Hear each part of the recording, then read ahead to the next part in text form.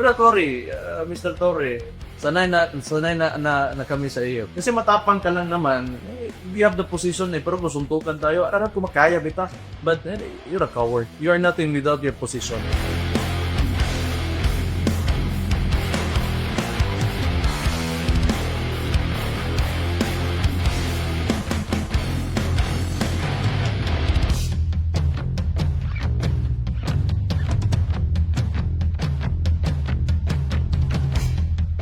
If you're really serious about this, these are my conditions. Pakiusapan mo yung amo mo na presidente and let it come out of his mouth that all elected officials should undergo a hair follicle drug test.